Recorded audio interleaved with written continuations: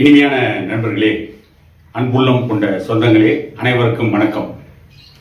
திருமாவளவன் அடங்க மறு அத்துமீறு, திமிரி எழு திருப்பி அடி என்று ஒரு வீர வசனத்தை பேசினார். இப்பொழுது அவர்கள் எங்கே அடங்க மறுத்திருக்கிறார்கள், எப்படி அத்துமீறி இருக்கிறார்கள் என்று பார்த்தால், கடலூர் மாவட்டம் திட்டக்குடியில் விடுதலை சிறுத்தைகள் கட்சியினுடைய மாவட்ட தலைவர் கள்ளநோட்டு அடிக்கின்ற அளவுக்கு அடங்க மறுத்திருக்கிறார்கள், அத்துமீறி இருக்கிறார்கள். அந்த அளவுக்கு போய்கொண்டிருக்கிறது. இன்னும் சில இடங்களில் கஞ்சா விற்கின்ற அளவிற்கு ஒரு சிலர் போய் அவர்களையும் கைது செய்யப்பட்டதாக செய்திகள் வந்து கொண்டிருக்கிறது. எப்படியெல்லாம் அடங்க மறுத்திருக்கிறார்கள், எப்படியெல்லாம் அத்துமீறி இருக்கிறார்கள். ஆனால் இதற்கு திருமாவளவன் புதிதாக ஒரு விளக்கம் கொடுக்கிறார். அடங்க மறு அத்துமீறு என்று சொன்னால் அது தலித் சமூகத்திற்கு மட்டுமல்ல, ஒடுக்கப்பட்ட அனைத்து சமூகங்களுக்கும் தான், வன்னியர்களுக்கும் அதைத்தான் சொல்லியிருக்கிறேன். எப்படி அடங்க மறு அத்துமீறு என்று சொல்லிவிட்டு வன்னியர்களுக்கும் சொல்லியிருக்கிறாராம். அதற்கு கொடுக்கின்ற விளக்கம், அடங்க மறுப்பது என்றால் மற்ற சமூகத்திடம் அல்ல, அடங்க மறுப்பது என்றால் ஆட்சியாளர்களிடம். அதாவது முதலமைச்சர் பதவி வேண்டும், முதலமைச்சராக வேண்டும் என்று நினைக்கின்ற அன்புமணியை போன்றவர்கள், சீமானை போன்றவர்கள், ஆட்சியாளர்களாக இருக்கின்ற ஸ்டாலின் உள்ளிட்டவர்களிடம் அடங்க மறுத்து அங்கே அத்துமீற வேண்டும் என்பதைத்தான் சொன்னேன். ஏனென்றால் அந்த அடங்க மறு அத்துமீறு என்கின்ற வார்த்தை விடுதலை சிறுத்தைகள் கட்சியை சார்ந்த யாருக்கும் பொருந்தாது, சொல்ல போனால் திருமாவளவனுக்கும் பொருந்தாது என்று அவர் சொல்லியிருக்கிறார். ஏனென்று கேட்டால் முதலமைச்சர் போட்டியில் திருமாவளவன் இல்லையாம்.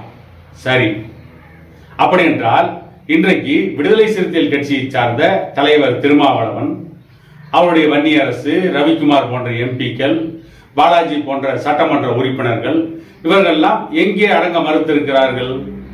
எந்த இடத்திலாவது சட்டமன்றத்திலே விடுதலை சிறுத்தைகள் கட்சியினுடைய சட்டமன்ற உறுப்பினர்கள் அடங்க மறுத்து அத்துமீறி இருக்கிறார்களா? திமுக ஆட்சிக்கு எதிராக, ஏன் திருமாவளவன் திமுக ஆட்சிக்கு எதிராக அடங்க மறுத்து அத்துமீறி இருக்கிறாரா? ஆனால் அங்கே அடங்கி போய் கிடக்கிறார், ஒடுங்கி போய் கிடக்கிறார். சப்த நாடிகளும் ஒடுங்கி கைகட்டி வாய்ப்புத்தி நிற்கிறார். ஒரு பாடல் இருக்கும், விடுதலை சிறுத்தைகள் கட்சியினுடைய பாடல்கள், நாங்க கையை கட்டி நாங்க வாயை பொத்தி நாங்க வாழ்ந்ததெல்லாம் அந்த காலம் என்று அந்த தலித் சமூக மக்கள் பாடுவதை போல ஒரு பாடல் இருக்கும்.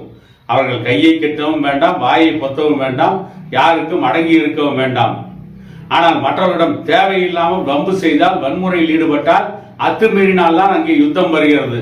அவர்கள் யாரிடமும் கைகட்டி நிற்க வேண்டும் என்ற அவசியம் இல்லை, யாரும் கைகட்டி நிற்க வேண்டும் என்று எதிர்பார்க்கவும் இல்லை.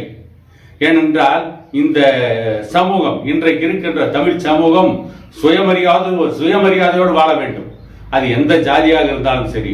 ஆகவே யாரிடமும் யாரும் கைகட்டி நிற்க வேண்டிய அவசியம் இல்லை. இப்படிப்பட்ட சமூகத்தில் தான் இப்படிப்பட்ட ஒரு பாடலையும் எழுதிவிட்டு, இப்படிப்பட்ட ஒரு பாடலை விடுதலை சிறுத்தைகள் கட்சியினுடைய அத்தனை மேடைகளிலும் ஒழிக்க விட்டு நாங்க கையை கட்டி நாங்க வாயை பொத்தி நாங்க வாழ்ந்ததெல்லாம் அது அந்த காலம் என்று அவர்கள் கட்சியை சார்ந்தவர்களுக்கு திருமாவளவன் பாடம் எடுத்து விட்டு, அவரும் அவருடைய கட்சியை சார்ந்தவர்களும் இன்றைக்கும் கையை கட்டி வாயை பொத்தி திமுக அரசாங்கத்திடம் நின்று கொண்டிருக்கிறார்கள். பாரதிய ஜனதா கட்சிக்கு மட்டும் எதிராக பேசுகிறார்கள், பேசட்டும், அதை பற்றி நமக்கு கவலை இல்லை. பாரதிய ஜனதா கட்சிக்கு எதிராக, மத்திய ஆட்சியாளர்களுக்கு எதிராக பேசுவது என்பது அவர்களுடைய உரிமை. அதற்கு பதில் சொல்ல வேண்டியது பாரதிய ஜனதா கட்சி தான், நாம் அல்ல. ஆகவே நாம் அதற்குள் செல்ல விரும்பவில்லை. ஆனால் அடங்க மறு அத்துமீறி என்பது அனைத்து ஜாதிக்கும், அனைத்து கட்சிகளுக்கும். கிட்டத்தட்ட இப்ப திருமாவளவன் தமிழ்நாட்டில் அனைத்து கட்சி தலைவராகிவிட்டாரா என்று தெரியவில்லை. இப்பொழுதுதான் அப்படி ஒரு விளக்கத்தை கொடுக்கிறார். இந்த விளக்கத்தை கேட்டு மற்ற தலைவர்களெல்லாம் அதிர்ச்சியாகி விட்டார்கள்.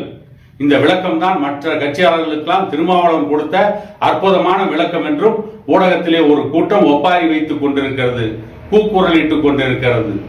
திமுக என்கின்ற கட்சியிடம், திமுக என்கின்ற ஆட்சியிடம், ஸ்டாலினிடம் அடங்கி கிடக்கின்ற இவர்கள்லாம் மற்றவர்களை அடங்க மறு அத்துமீறு என்று சொன்னதாக சொல்லி இவர்கள் சொன்ன அந்த தவறான கருத்துக்கு அவர்களே வியாக்கியானம் செய்கிறார்கள், சப்பை கட்டுகிறார்கள். அவர்கள் சொன்ன அடங்க மறு அத்துமீறு என்பது எவ்வளவு மோசமான விளைவுகளை ஏற்படுத்தி இருக்கிறது. அந்த கட்சியை சார்ந்தவர்கள் இன்றைக்கு கள்ளநோட்டு அடிக்கின்ற அளவுக்கு போயிருக்கிறார்கள்.